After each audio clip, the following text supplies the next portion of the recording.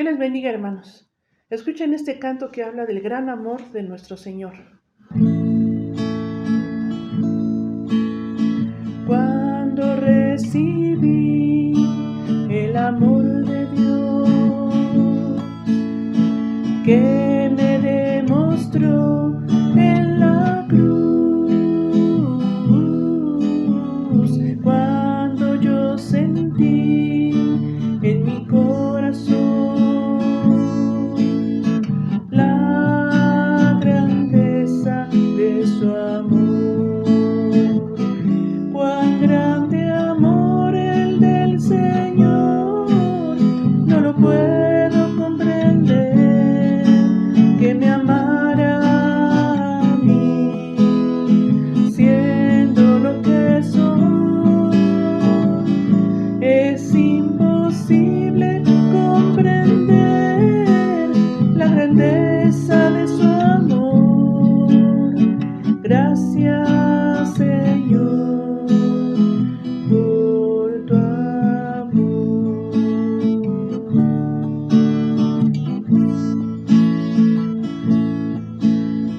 Por esta causa doblo mis rodillas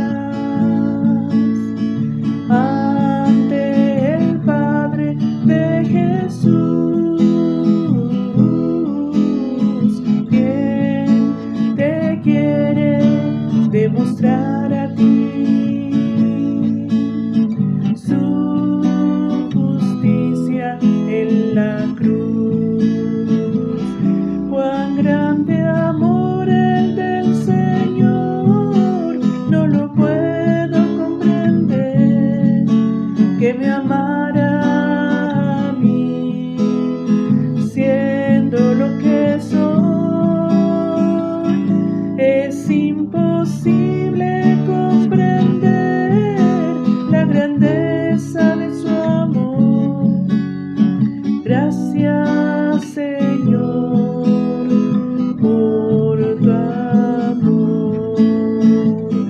Cuán grande amor el del Señor, no lo puedo comprender, que me amara a mí, siendo lo que soy. Es imposible comprender la grandeza de su amor. Gracias, Señor, por tu amor. Dios les bendiga, hermanos. Amados en el Señor, hoy tenemos el privilegio de compartir Efesios 3, versículos 14 al 21. Es la parte expositiva que nos toca de esta carta el día de hoy. Efesios 3, 14 al 21. Leemos el texto. Dice en la palabra del Señor: Por esta causa doblo mis rodillas ante el Padre de nuestro Señor Jesucristo, de en quien toma nombre toda familia en los cielos y en la tierra, para que os dé, conforme a las riquezas de su gloria, el ser fortalecidos con poder en el hombre interior por su Espíritu, para que habite Cristo por la fe en vuestros corazones, a fin de que, arraigados y cimentados en amor, seáis plenamente capaces de comprender con todos los santos cuál sea la anchura, la longitud, la profundidad y la altura, y de conocer el amor de Cristo que excede a todo conocimiento, para que seáis llenos de toda la plenitud de Dios. Y aquí el que es poderoso para hacer todas las cosas mucho más abundantemente de lo que pedimos o entendemos, según el poder que actúa en nosotros. A Él sea gloria en la Iglesia, en Cristo Jesús, por todas las edades, por los siglos de los siglos. Amén. Pues gracias al Señor por su palabra. En esta ocasión hemos titulado a esta parte de Efesios Fortaleza, Plenitud y Adoración. Fortaleza, plenitud y adoración son tres palabras clave cuando vemos este texto al analizar lo que el Espíritu Santo inspiró a Pablo para escribir. Recordamos que la carta a los Efesios habla de la fortaleza, las bendiciones que tenemos como cristianos, y en este texto nos da como una descripción de por qué tenemos esa fortaleza, plenitud y adoración como creyentes. Tenemos que recordar que en Efesios hay al menos 11 temas, viendo toda la carta a los Efesios desde los primeros capítulos. El primer tema que vemos aquí es bendiciones espirituales en Cristo. tenemos la grande misericordia del Señor, que tenemos bendiciones espirituales en Cristo Jesús, siempre la posición en Cristo.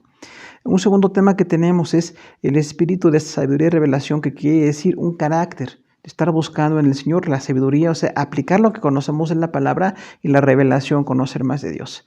Un tercer tema que tenemos en la carta es salvos por gracia. Siempre muy enfático en los temas escritos por Pablo, nuestra salvación es por gracia, por la pura misericordia del Señor somos perdonados. Otro tema número 4 en la carta a los Efesios es reconciliación por medio de la cruz. Recordamos que se escribe claramente que Jesús nos reconcilió con el Padre. Jesús con su sangre nos reconcilió, logró el perdón perfecto para los creyentes. El tema número 5 es ministerio de Pablo a los gentiles, y siempre enfatizamos aquí que Pablo fue llamado no nada más a los judíos, sino a los gentiles. El ministerio se extendió, como veíamos la semana pasada, se extendió, se amplió para que los gentiles, los no judíos en ese momento, fueran parte del cuerpo de Cristo. El tema número 6 es el amor que excede a todo conocimiento. Entonces, realmente es importantísimo este amor que tenemos ahora descrito.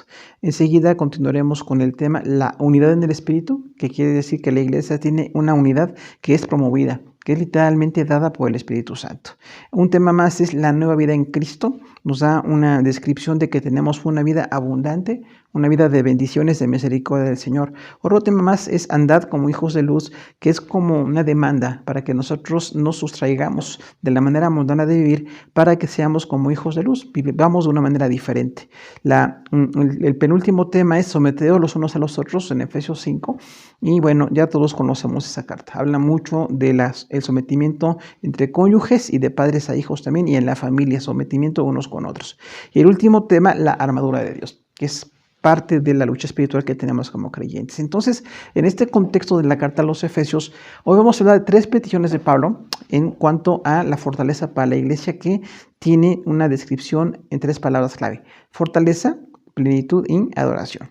Y la primera petición que tenemos entonces es precisamente fortaleza.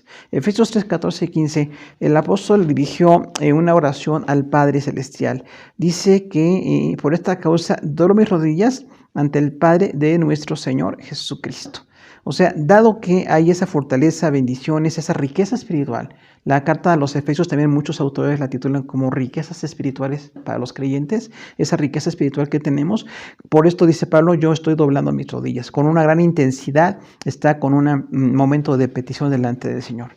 Recordamos que aquí la petición de doblar las rodillas para orar es muy enfática en cuanto a Pablo, porque los judíos oraban de pie. Nosotros vemos que en los templos, en el templo donde estuvo Jesús y otros de los apóstoles en el Nuevo Testamento, las oraciones se hacían de pie. Literalmente en los patios donde estaban los levitas, donde debían estar los hombres y los niños, las mujeres y los pequeñitos y los extranjeros. En esos 4 patios la gente oraba de pie, no estaban acostumbrados a estar de rodillas, pero Pablo da como un énfasis muy fuerte, y al doblar las rodillas es un sometimiento, es rendimiento delante de Dios. Y entonces Pablo dice, yo, más que la oración común, la oración cultural, yo estoy doblando mis rodillas por esta causa, para que el Padre de nuestro Señor Jesucristo tenga toda esta bendición que nos quiere compartir. Entonces hay una influencia del Padre nuestro en la teología paulina. Nosotros vemos aquí el Padre Celestial, al cual hay toda la gloria, toda la alabanza, toda la consagración. Hay un paralelismo entre esa oración muy conocida nuestra, la oración modelo, muy llamada el Padre Nuestro por muchos. Bueno, es parecida la descripción que está dando aquí en varias palabras. Entonces hay una intensidad y una urgencia por el carácter paterno de nuestro Dios. Dios es nuestro Padre y como tal quiere darnos esas bendiciones que en su perfecta santidad Él tiene dispuestas. El segundo versículo es el versículo 15 en este primer punto que estamos viendo, y es la extensión de la paternidad de Dios. O sea, de Dios se extendió su paternidad. Dice, de quien toma nombre toda familia en los cielos y en la tierra. Entonces Pablo dice de una manera muy puntual que el Padre ya no nada más se dirige a Israel, no nada más es para el pueblo judío que tuvo la oportunidad, tuvieron más de 1500 años con la ley para poderla vivir, para poderla establecer en su corazón. Muchos lo lograron, muchos no, pero realmente hubo esa oportunidad. Pero ahora no nada más es esta familia espiritual para Israel, que estaba apenas con la batalla de recibir el evangelio con Pedro y los otros 11 apóstoles en Jerusalén. Ahora dice Pablo, de quien toma nombre toda familia en los cielos y en la tierra. Entonces vemos aquí a la iglesia como una gran familia. Gracias a Dios que sí somos una familia espiritual, somos hermanos realmente delante del Señor, no es un cliché que tenemos, no es una pose religiosa, tenemos la grande bendición de ser hermanos en Cristo, ser de la familia de Dios.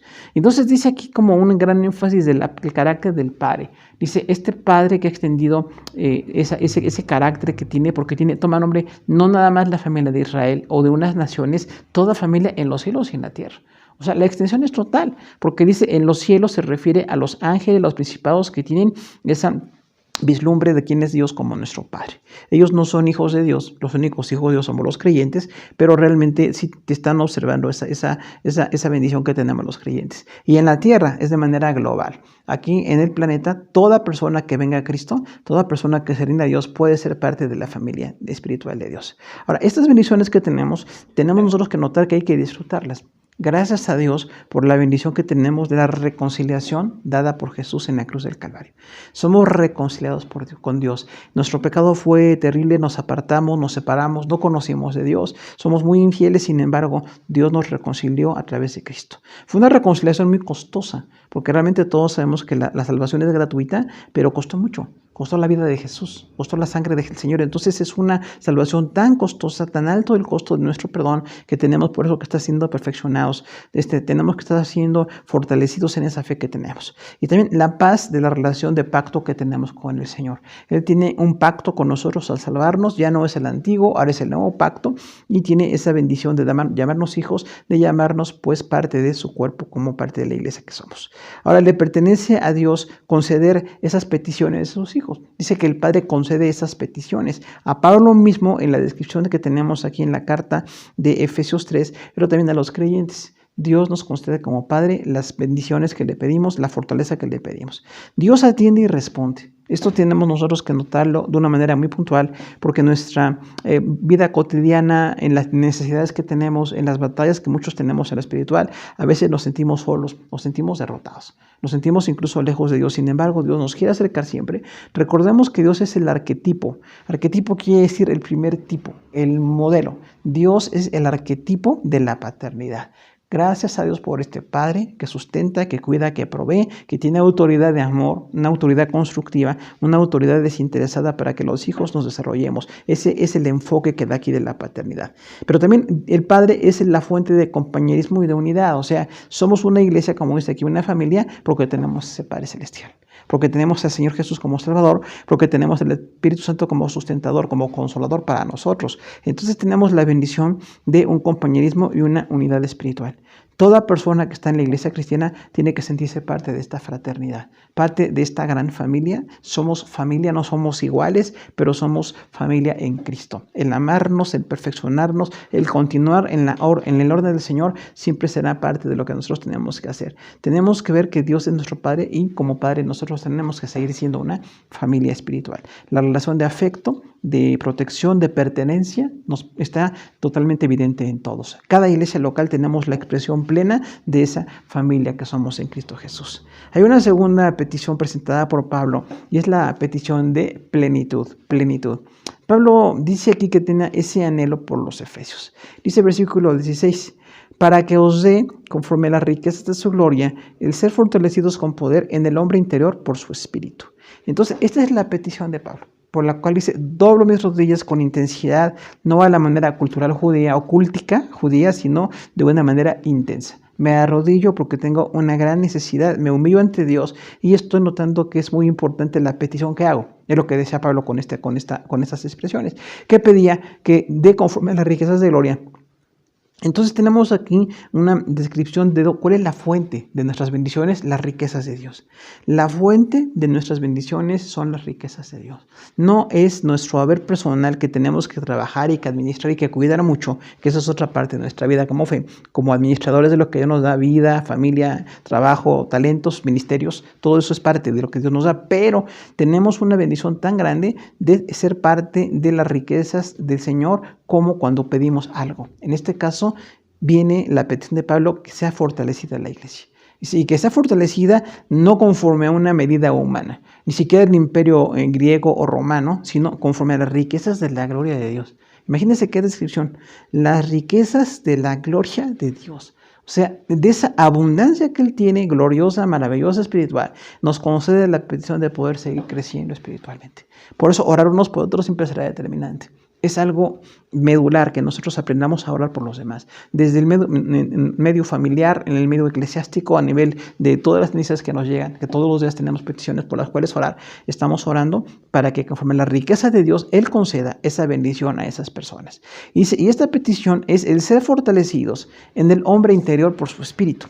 Entonces, la petición prioritaria aquí de Pablo era que hubiera fortaleza espiritual en la iglesia, que tengan fortaleza en el hombre interior. Dice que sean fortalecidos con poder. Esta palabra parece un poquito redundante, sin embargo, originalmente es muy enfática. Que tengan fortaleza con poder de parte de Dios. Esta era la petición de Pablo para los efesios y es la petición que todos necesitamos, realmente, la fortaleza del Señor. Dice entonces que un conocimiento más elevado y una obra más completa, que conozcan más de Dios, quién es Dios para ustedes, quiénes son ustedes para Dios, qué plan tiene Dios para nosotros, qué bendiciones nos quiere conceder y qué demandas tiene el que seamos parte de su reino. Dice entonces ser fortalecidos con poder en el hombre interior por su espíritu. Recordamos, el hombre interior se refiere a la parte espiritual nuestra. Nuestra alma y nuestro espíritu es donde se requiere una gran necesidad. Aunque nosotros enfáticamente tenemos más visible las necesidades de nuestro cuerpo. Tenemos una gran cercanía con el cuerpo, con las demandas del cuerpo, con las necesidades, las características del cuerpo, y es parte de nuestra. Pero lo más importante no es nuestro cuerpo, sino nuestro espíritu y nuestra alma. Porque ahí está determinando cómo nosotros tenemos relación con Dios. Y después de esto nuestro cuerpo también será bendecido. Pero primeramente dice que sean fortalecidos con poder en el hombre interior. Y dice por su espíritu. O sea, el que nos fortalece es el Espíritu Santo. Tenemos aquí una descripción de lo que es el Padre que nos ha dado la salvación, Jesús que pagó la salvación y el Espíritu Santo que nos fortalece en el hombre interior. Es muy correcto que siempre digamos cotidianamente, Espíritu Santo, te pido que me fortalezcas interiormente en la parte espiritual, que me limpies el corazón, que me impartas fuerza para seguir creciendo, para poder ser perfeccionado, porque soy muy imperfecto. Sin embargo, por tu gracia, quiero seguir perfeccionado. Dice algo más en cuanto a esta petición de Pablo, versículo 17, para que habite Cristo por la fe en vuestros corazones, a fin de que, arraigados y cimentados en amor. Entonces, además de ser fortalecidos por la riqueza de Dios, que es una petición así grandiosa para todo creyente, dice otro propósito, ¿para qué? ¿Para qué? El propósito que habite Cristo por la fe en vuestros corazones. Entonces es para nosotros, así como la fortaleza que da el Espíritu Santo, que Cristo habite en el corazón, nos va a dar una bendición, porque nuestro Salvador dice aquí que tiene que habitar y posesionarse de nuestro corazón. Realmente no es visitar nuestro corazón o nada más tener una relación muy superficial con el corazón, dice para que habite en nuestro corazón. O sea, si el Señor habita en nuestro corazón, todo tiene un orden. Todo tiene un equilibrio, todo tiene un sentido. Pero cuando nuestro corazón se está enfocando en otros valores o en otras personas, tenemos idolatrías y tenemos muchas fallas y tenemos muchas desviaciones. Entonces dice que habite Cristo por la fe en vuestros corazones. Jesús tiene que habitar en nuestro corazón, dice aquí el apóstol. Dice otro propósito, a fin de que, arraigados y cimentados en amor. Esto quiere decir que estemos establecidos, porque es para que Jesús habite en nuestro corazón, que es una gran petición que tenemos nosotros que pedirle al Señor, que Jesús habite en mi corazón, realmente. Pero además de esto, con un propósito, a fin de que arraigados y cimentados en amor. Entonces Pablo habla aquí de dos enfoques aquí, un poquito metafóricos, una metáfora biológica y una metáfora arquitectónica. La metáfora biológica es arraigados. Arraigados quiere decir echando raíces, literalmente. Así como los vegetales echan raíces desde los pequeños hasta los grandes árboles, las raíces les dan vida. Al arraigarse se fortalecen, se están fijando nada menos como a la vida, ¿no? Se están aferrando a la vida. Nosotros también tenemos que estar arraigados en Cristo. No una relación ocasional, no una relación eventual o una relación incluso inexistente. Dice arraigados y cimentados. Aquí la metáfora es arquitectónica, el cimiento. Ahora no es ya una planta que se echa raíz, sino un edificio que se está cimentando. ¿Qué tan importante es el cimiento? ¿De qué tamaño tiene que ser? Bueno, la gente experta nos puede decir. Y es importantísimo los cimientos perfectos, grandes, amplios, perfectos para una gran altura. Y esto es para que nosotros, cada uno, desarrollemos ese estar arraigado y cimentado en Cristo. No quiere decir que no tengamos batallas, que no tengamos incluso fracasos, que no tengamos tentaciones o muchas circunstancias adversas. Quiere decir que sigamos creciendo espiritualmente. Son relaciones establecidas. Dice, a fin de que, en traducción a nuestro español, quiere decir eso, relaciones totalmente establecidas. Relaciones que son cotidianas para nosotros, que nos pueden identificar como una conducta constante. Así tiene que ser nuestra fe cristiana. Dice el versículo 18, para que seáis capaces de comprender con todos los santos cuál sea la anchura, la longitud, la profundidad y la altura. Entonces, además de conocer que Cristo habita en nuestro corazón, para que estemos arraigados y cimentados, guiados por el Espíritu Santo, seamos capaces de comprender con todos los santos. Por eso decimos, la fe tiene que ser también comunitaria. No es individualista, no es de personas que se sienten demasiado buenas o demasiado inteligentes, es para los que somos parte de un cuerpo. En esta comunidad de fe queremos comprender con todos los santos. Recordamos esta expresión para Pablo, todos los santos, habla de todos los creyentes. O sea, para que ustedes puedan comprender con todos los demás creyentes. Es un gran proceso, tenemos que comprender todo esto que se describe de manera muy puntual en este texto, que seamos capaces de comprender en conjunto la gran obra de Dios en nuestro corazón. Dice, para que comprendan cuál es la anchura, la longitud, la profundidad y la altura. Entonces Pablo aquí habla de una manera absoluta.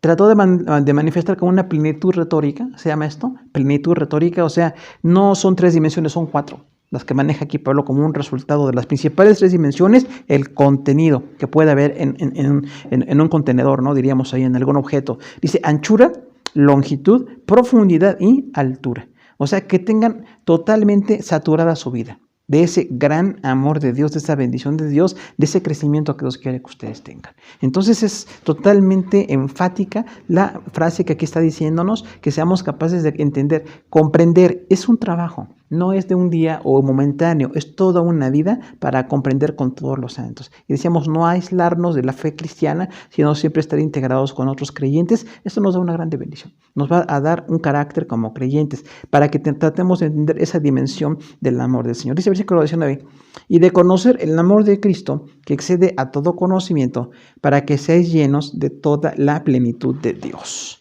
Entonces, esta es la parte que termina con esta fase de descripción del gran amor del Señor en el Espíritu Santo, el Padre que nos ha dado la salvación y el Espíritu que nos sustenta en la fe, que nos sostiene en la fe, y que conozcamos el amor de Cristo. Fíjese cuánto habla aquí también de Jesús. Conocemos el amor de Cristo. ¿Cuánto nos ama Jesús? Un amor perfecto, un amor incondicional, absoluto, pero que demanda de nosotros esa entrega, que demanda que conozcamos el amor del Señor. Entonces nosotros no tenemos que buscar el amor de Cristo, ya está dado. Desde su eternidad, de su divinidad, desde su carácter como Hijo, como Salvador, tiene un amor maravilloso. Murió por nosotros, derramó su sangre por nosotros, vino a encarnarse, se humilló, lo que todos conocemos como el estado de humillación, bueno, se humilló por nosotros. Entonces, ¿qué amor tan grande tiene Jesús por cada creyente? Por cada persona. Tenemos que conocer ese amor maravilloso de Jesús. Dice que excede a todo conocimiento. Entonces Pablo nos está dando aquí una frase muy descriptiva también de la relación entre el amor y el conocimiento. El conocimiento es necesario, es determinante para crecer espiritualmente, pero el amor de Cristo excede al conocimiento, porque no nada más es por conocimiento, es por experiencia. Es porque nosotros tenemos esa experiencia de conocer el amor de Cristo. Que no se vaya de nuestro corazón la necesidad de conocer, de estar anhelando conocer el amor de Cristo. Que no tengamos una vida cristiana estática, una vida cristiana débil, sino que sea una vida cristiana donde conocemos el amor de Cristo. Qué grande es el amor de Cristo. Es excelente, es maravilloso, gratuito y paciente. O sea, el amor de Cristo es excelente porque no puede ser mejor. Definitivamente es perfecto el amor de Cristo.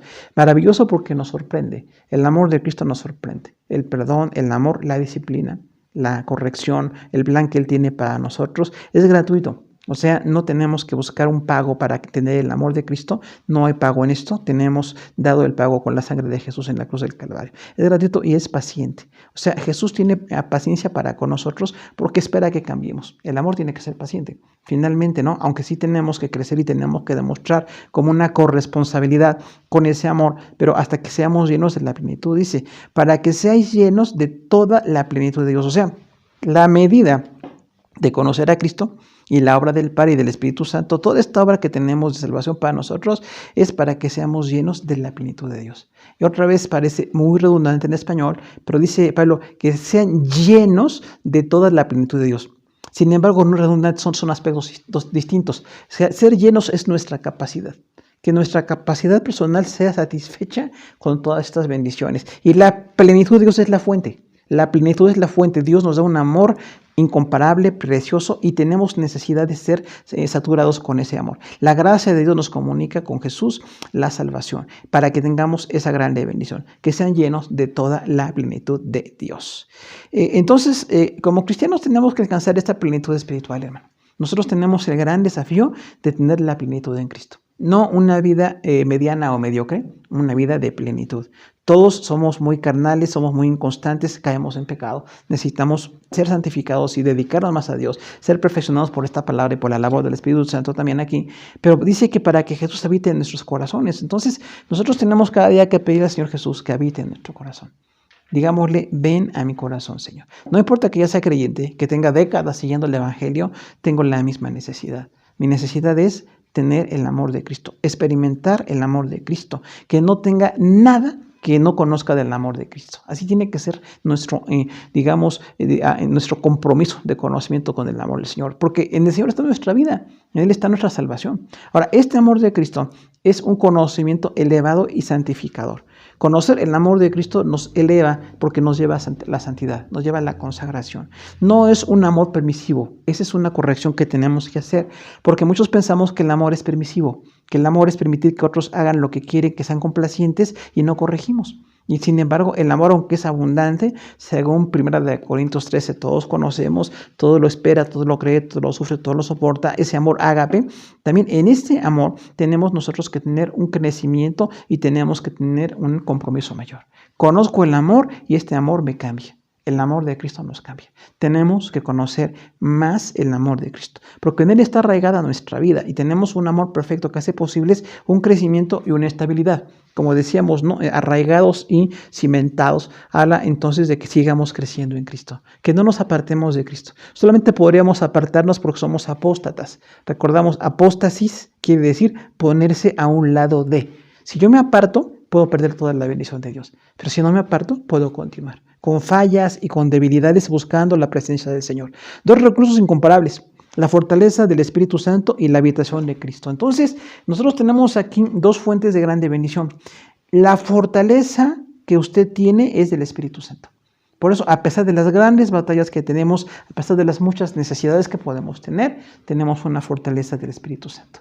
No una fortaleza humana o una fortaleza que sea de alguna persona muy connotada, es la fortaleza del Espíritu Santo.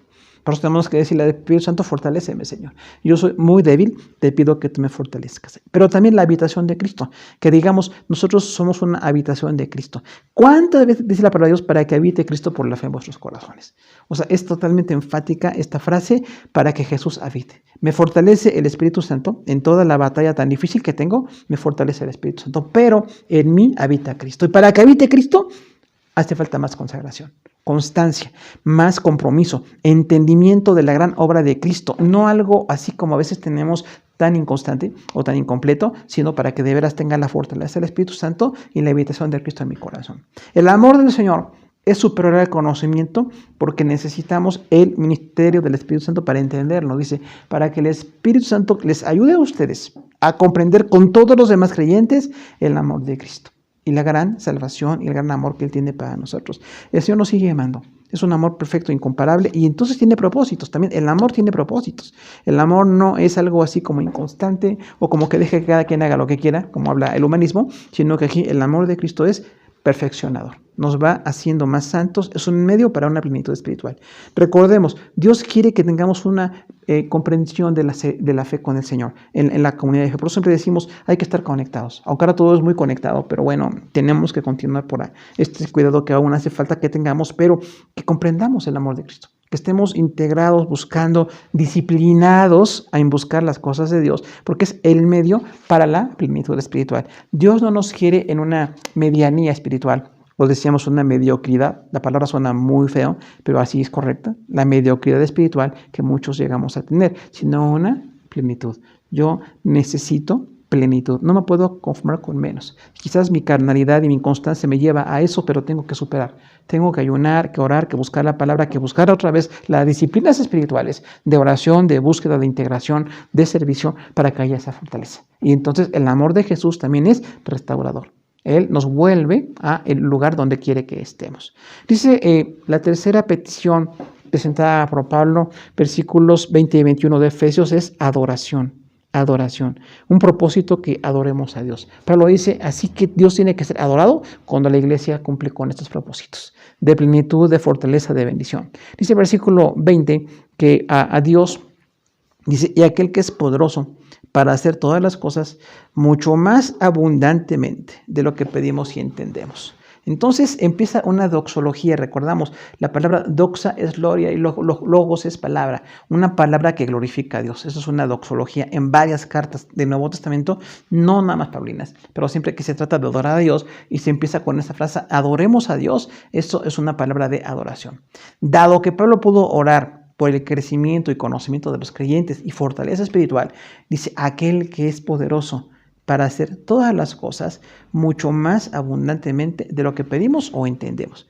O sea que su obra está en función de su omnipotencia. No es una potencia nada más notoria o muy destacada o principal, es la omnipotencia. Aquel que es todopoderoso, diríamos en una correcta paráfrasis, y aquel que es omnipotente para hacer todas las cosas. Entonces, Dios siempre puede hacer todas las cosas. No se va a quedar con un fracaso a menos que nosotros seamos apóstatas. Pero si nos apartamos hay que regresar. Hay que orar y regresar y buscar y ser constantes, ser perfeccionados. Porque Dios tiene el poder para hacer todas las cosas. O sea, no dice va a hacer muchas cosas o algunas cosas o una cosa importante. Dice todas las cosas. Entonces sí, nuestra fe por eso siempre tiene que ser muy analítica con la palabra del Señor. ¿Qué dice esta palabra? Dice entonces que su omnipotencia está destinada para todo lo que se necesite, para todo lo que Él tiene planeado, para todo su diseño, para toda su bendición, y puede hacerlo todo de acuerdo a su perfecta voluntad. O sea, confiamos en un Dios que tiene una voluntad perfecta. Nosotros ya sabemos, pues muy bien, que nuestra voluntad humana es imperfecta. Es muy cambiante, es muy destructiva, pero la voluntad de Dios es perfecta. Entonces podemos decir en esa confianza, Señor, que tu omnipotencia me lleve a hacer tu perfecta voluntad en todo, o que tú hagas tu perfecta voluntad en mí. Y puede hacer todas las cosas según su omnipotencia mucho más abundantemente de lo que pedimos o entendemos. Entonces Dios tiene una capacidad que va mucho más allá de lo que le pedimos. Claro que tenemos que pedir, y entre más pidamos, más aprendemos. Entre más oramos, más nos santificamos, más nos apartamos del pecado, más buscamos a Dios. Pero siempre lo que Él puede hacer, es un texto precioso realmente, dice, todo lo que nosotros podemos pedir, lo va a hacer mucho más allá de lo que le pedimos. Realmente es un gran Padre, el omnipotente, el eterno, que no hace las cosas como le pedimos. Quizás algunos ni siquiera sabemos pedir, o pedimos mal, como dice otro autor del Nuevo Testamento, para gastar en deleites, pero dice aquí, bueno, si pudiéramos pedir correctamente, Él lo va a hacer de todos modos mucho más abundantemente. Sin embargo, yo tengo que seguir pidiendo. Esto no quiere decir que pidamos poco, o que Dios ya sabe lo que pedimos, como muchos comodinamente llegamos a pensar. No, dice, ustedes sigan pidiendo, y ustedes lo que pidan, Dios lo hará mucho más allá. O sea, en un exceso, tiene un exceso a las esperanzas y al entendimiento nuestro. Es lo que dice el texto. O sea, no se va a quedar limitado a nuestro entendimiento, sino va a ir más allá. Yo no entiendo la bendición de Dios. Sé que es muy grande, la veo, la experimento, y qué bueno verla también en otros. Es una grande bendición. Pero esa bendición del Señor va mucho más allá de lo que pedimos y también de lo que entendemos. Entonces, nosotros tenemos aquí la bendición de que nuestro entendimiento está limitado, pero también la expectativa. Dice esperanzas, lo que ustedes pueden esperar, lo que piden o entienden. Entonces, las esperanzas que tenemos pueden ser también de buena gran necesidad. Muchos tenemos necesidades, de hecho todos tenemos necesidades, y la esperanza nuestra, la expectativa nuestra es seguir con ese deseo de que el Señor haga su perfecta voluntad de nosotros. Es un superlativo traducido superabundantemente. Realmente cuando dice aquí en español mucho más abundantemente, podemos traducir correcto, superabundantemente. O sea, una capacidad ilimitada. Nuestra palabra super es así como algo totalmente fuera de lo común, algo extraordinario o exagerado. Bueno, así es la voluntad de Dios, perfecta, extraordinaria y exagerada. A nuestra mente tan finita y tan imperfecta, es un superlativo, entonces, que está sonando aquí. Dice, y según el poder que actúa en nosotros. Otra vez, es poderoso, mucho más abundante de lo que podemos entender, según el poder que actúa en nosotros. Y fíjese que aquí dice que es una palabra, un presente perfecto. O sea, el poder de Dios actúa en nosotros, pase lo que pase. Solamente que nosotros nos desconectemos de Dios, ya no vamos a experimentar el poder. Pero siempre está actuando. No cuando nosotros pedimos o como pedimos, porque dice aquí mucho más abundantemente de lo que pedimos o entendemos, pero dice ese poder siempre está actuando en nosotros. Es el poder activo de Dios.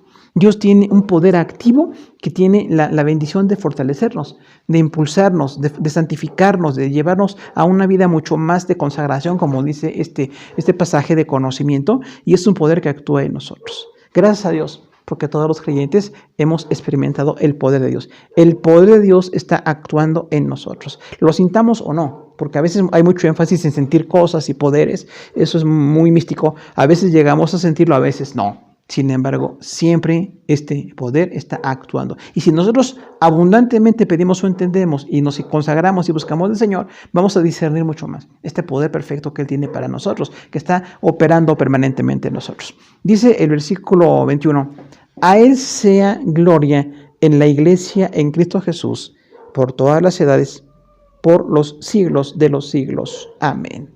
O sea, es un versículo perfecto para terminar con una doxología, aunque la carta no termina aquí, pero sí termina una parte importante de la intercesión y del propósito que Pablo tenía de decirles, Efesios, ustedes son depositarios de todas las bendiciones de Dios. Hermanos cristianos, nosotros somos depositarios de todas las grandes bendiciones de Dios. Por eso tenemos entonces esta parte de la doxología, glorificar a Dios. Dice, a este Dios que puede hacer todo, mucho más abundantemente según su omnipotencia, un poder activo permanente en nosotros, a Él sea gloria en la iglesia, en Cristo Jesús. O sea, nos invita a glorificar a Dios siempre.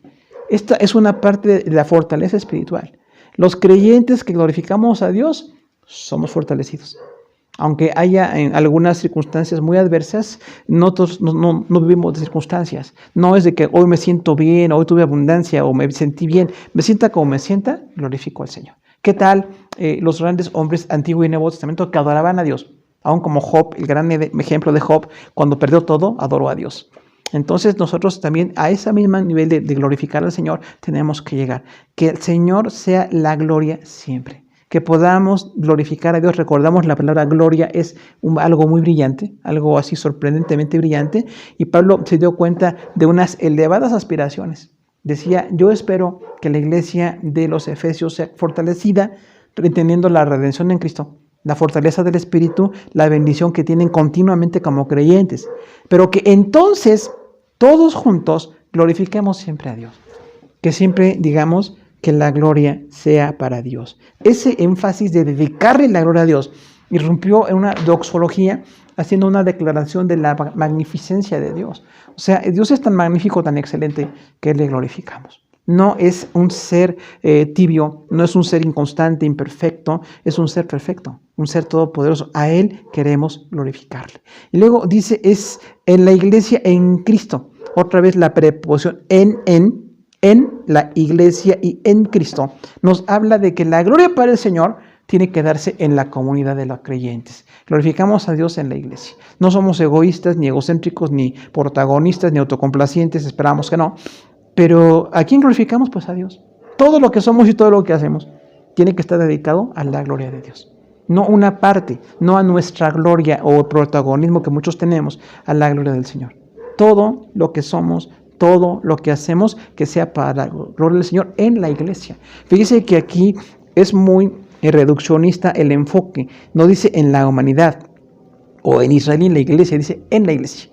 Donde tenemos el pleno conocimiento de la obra del Señor es en la iglesia cristiana.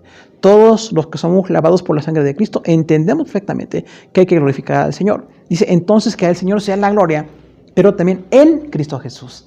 De otra manera, posicional, quiere decir, recordemos el nombre, Pablo está hablando en una cultura muy enfocada por el judaísmo, por el politeísmo grecorromano, por el judaísmo que no entendía la gloria para Cristo. Y decía entonces, es en Cristo. No es una sorpresa, es en Cristo la iglesia, la adoración, la bendición es para ustedes como creyentes. Sigan permaneciendo en Cristo, no se aparten de Cristo, porque entonces Cristo y la iglesia exhiben la gloria de Dios y la gracia que nos ha sido concedida, porque el Señor Jesús tiene el propósito de hacerlo y la iglesia tenemos el compromiso de hacerlo. Cuando dice por todas las edades, habla entonces de que todas las generaciones puedan alabar al Señor. Una edad encadenada a la siguiente abarca todo el tiempo. O sea, que la gloria para el Señor sea siempre. Pablo tuvo un vislumbre de la eternidad para Dios, la gloria. No glorificó nada más con ese gran ministerio que tuvo, tan destacado, misionero, pastor, escritor, teólogo, un ejemplo de fe en muchos aspectos. No dijo que yo pueda glorificar al Señor como le he glorificado. Dice que la gloria sea para el Señor en Cristo, en la iglesia, por todas las edades. Entonces, esto es para siempre. Y aquí rebasamos el existencialismo, basamos la circunstancia de que cuando yo existo puedo entender y puedo comprender las demás cosas. No, dice, la gloria de Dios va a continuar. Y Pablo no lo sabía, eran 2000 años de historia. Al día de hoy, para nosotros, 2000 años. La iglesia genuina que ha existido siempre ha glorificado al Señor por todas las edades. Una edad encarna la siguiente, abarca todo el tiempo, dice entonces por todas las edades. Y aquí la palabra edades se traduce como culturas también. Culturas, formas de vida, algo así como circunstancias muy importantes para la humanidad, porque la humanidad se divide por etapas, ¿no? Puede dividirse por culturas, por victorias, por derrotas, por imperios, dice Pablo, por todo lo que se puedan dividir la historia. Todos necesitamos glorificar a Dios. Es importante glorificar a Dios. Lo dice, por los siglos de los siglos. Amén. Entonces, ahora es la misma intención, pero con otras palabras. Ya no es edades como etapas históricas, sino los siglos. Los siglos de los siglos. Amén. O sea, dice Pablo aquí, si un siglo, 100 años de 100 años, o sea, multiplicar 100 por 100 o la eternidad futura para nosotros, dice Pablo, pues que todo lo que hay de futuro, la iglesia glorifica al Señor. Pase lo que pase, circunstancias vengan o vayan, hay algunos tiempos muy difíciles y sin embargo, por todos los siglos que la iglesia alaba al Señor, todo el tiempo. Entonces, esta es una gran lección espiritual. ¿Cuándo es la gloria para Dios? En todo el tiempo. ¿Cuándo necesitamos exaltar al Señor? En todo tiempo. No nada más como nosotros de manera muy carnal hacemos cuando nos sentimos bendecidos, cuando nos sentimos fuertes, sanos o prósperos, es fácil alabar a Dios, pero no es ahí. Dice siempre, siempre. La gran lección de los hombres de Dios es esa, siempre exaltar al Señor. Si usted ve cualquier personaje del Antiguo Testamento, cuando derrotaron su carnalidad, ya alababan a Dios siempre. Pasara lo que pasara, no pasara lo que no pasara, aún con la vejez, con las pérdidas, con todo el dolor de la vida, a veces podían glorificar a Dios. Y esto es lo que dice aquí Pablo, que todas las edades puedan alabar al Señor y también los siglos de los siglos. Perdón. Tenemos un compromiso de siempre dar gloria al Señor. Siempre. Perdón. No es una gloria, decíamos, momentánea o espontánea, o porque nos va bien. Porque entonces seríamos muy carnales, ¿verdad? Eso es así como muy natural. Incluso la gente que no conoce de Dios podría alabar a Dios cuando le va bien. Sin embargo, dice aquí, no alabamos al Señor cuando nos va bien. No alabamos a Dios cuando estamos sanos, porque eso es muy común también, o cuando tenemos prosperidad económica, o vamos bien en la familia. Dice, ustedes tienen que alabar a Dios siempre. Alaben al Señor, porque es una relación que nos lleva a lo humano en una unión con lo que es divino. Nos lleva al perfecto plan de Dios. Tenemos una medida y unos medios divinos. La medida es el alcance de las cosas de Dios. Así como el alcance del amor de Dios es ilimitado. Dio a su Hijo a morir por nosotros. Jesús resucitó para darnos esa completa salvación. El Espíritu Santo nos ha sostenido desde la creación hasta el día de hoy. Bueno, Dios no se limita. También nosotros como creyentes tenemos que continuar. No estar en una fe así de compromiso, de acomodaticia, una fe como de intercambio, ¿no? Cuando decimos, si Dios me da, le voy a dar. Como pasó con Jacob, que dijo, Señor, si me haces regresar a mi casa, vas a ser mi Dios. Y voy a estar para ti. No. Yo te alabo si regreso, si no regreso. Te alabo si no tengo, si estoy enfermo, si tengo debilidad, si tengo aflicciones. Ahí yo te quiero alabar con todo mi corazón. Entonces, esa medida y medios divinos nos tiene que llevar a una medida y medios humanos. Una medida y medios como espirituales. La medida es permanente. Decíamos, como muchos creyentes, incluso allá en Hebreos, la galería de los hombres de la fe fue una gran medida. No fueron personas que no tuvieran luchas o que no tuvieran algo que les afligiera. De hecho, la aflicción está permanentemente, ¿no? Sin embargo, pase lo que pase, ustedes tienen la medida de alabar al Señor. Y los medios divinos es porque Dios pone esos recursos espirituales para que sigamos adelante. El Dios que puso recursos para los grandes hombres del Antiguo y Nuevo Testamento es el Dios que está con nosotros. Y que nos puede bendecir igual, que nos puede fortalecer. Falta la misma consagración. Falta la misma entrega, falta la misma expectativa de vida y el perfeccionamiento. Que estemos dispuestos a ese perfeccionamiento, pero podemos continuar. Y las promesas y las órdenes de Dios tienen una relación. Dios nos capacita para hacer lo que nos ordena. Entonces, aquí vemos una gran lección espiritual. Si Dios promete grandes bendiciones y da órdenes muy demandantes, es porque Él puede cumplirlo. Esto no es algo que Dios dé promesas que no pueda cumplir. Imagínense los que prometemos y no podemos cumplir, somos los hombres, ¿no? Dice ahí, si Él tiene promesas de bendición, de fortaleza en Cristo, la paternidad perfecta de Dios, el alcance del Espíritu Santo, arraigados en Cristo, cimentados en Él, creciendo en el Espíritu Santo, bueno, esas son promesas que Él nos da y las podemos alcanzar porque es el plan de Dios. Él quiere que las alcancemos. No es un protagonismo o una batalla de soberbias, no. Es algo así como una capacidad espiritual para alcanzar grandes bendiciones. Todos los hermanos que han sido maestros de la fe, no nada más en la palabra, a lo largo de 2000 años de historia, todos los que tenemos maestros, grandes maestros en la obra de Dios, es gente que aprendió a vivir en las promesas del Señor. No se quedaron con lo que veían al día, sino que las promesas de Dios las veían también como órdenes para cumplir. Y eran porque Dios lo puede hacer. ¿Por qué puedo esperar esa promesa? Pues porque Dios la puede cumplir. ¿Por qué tengo que cumplir esta orden? Porque Dios me puede hacer capaz de cumplirla. Yo soy infiel, yo soy inconstante, ilimitado, inmaduro, todo lo que sea, carnal. Sin embargo, en lo espiritual puedo continuar, porque Dios tiene un plan perfecto para mí. Dios puede hacer todo lo que Pablo pidió en oración. Entonces, si Dios puso en el corazón de ese gran escritor que se pueden aspirar a estas grandes bendiciones, es porque las podemos obtener. Ya no está Pablo, ya no está aquí físicamente Jesús, aunque Dios está en todas partes, Padre, Hijo y Espíritu Santo son omnipresentes, pero bueno, no está este escritor, ni siquiera la iglesia de los Efesios, que no sabemos mucho de ellos realmente, salvo lo que dicen las cartas del Nuevo Testamento y el libro de los Hechos, pero estamos nosotros. Y somos la iglesia de hoy, somos los retos de hoy, somos los enfrentamientos de hoy y también las mismas capacidades de hoy. Que nos dispongamos a servir al Señor con todo lo que Él quiere hacer. Porque si hay estas peticiones de plenitud y de fortaleza y bendición, es porque Dios puede. ¿Por qué puedo pedir esto? Porque Dios puede. Una expresión perfectamente dirigida. O sea, no fue Pablo un hombre que habló de algo muy inalcanzable, algo así inaccesible, sino fue dirigido por el Espíritu Santo, según la inspiración de la palabra de Dios. Entonces, si en la inspiración el Espíritu dijo que se puede pedir, que se puede alcanzar esta habitación de Cristo, esta bendición del Padre y esta comunión de fe, es que se puede lograr. Y nosotros también hoy lo seguimos necesitando. Tenemos hambre de Cristo, tenemos la necesidad de seguir con Cristo y podemos glorificar al Señor en todas las cosas. Ahora, declara la gloria y la magnitud del poder de Dios, porque dice Pablo, no es por nuestro poder, ni siquiera por nuestra soberbia o gloria humana, que es tan banal, dice, es la gloria de Dios. Entonces también nosotros como creyentes, hermanos amados, seguimos mientras Dios lo permita, mientras Dios nos conceda la bendición, la gracia de continuar, lo podemos hacer.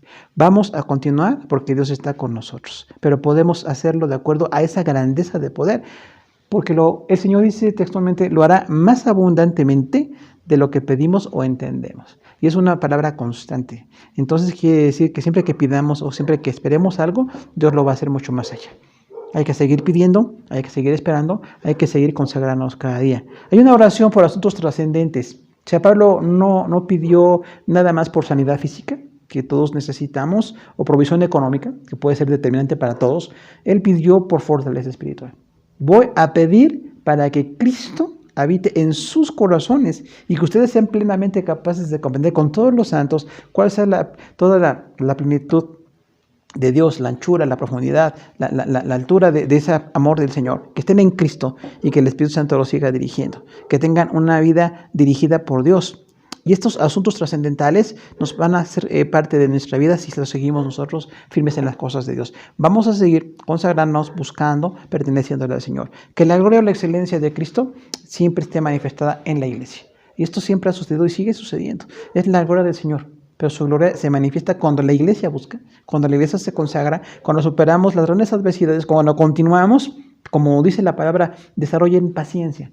Todo el fruto del Espíritu, específicamente la paciencia, porque tenemos que continuar. Si enfrentamos adversidades, temores, todavía muchos riesgos y sin embargo, por la gracia del Señor, podemos continuar con esa gran obra del Señor.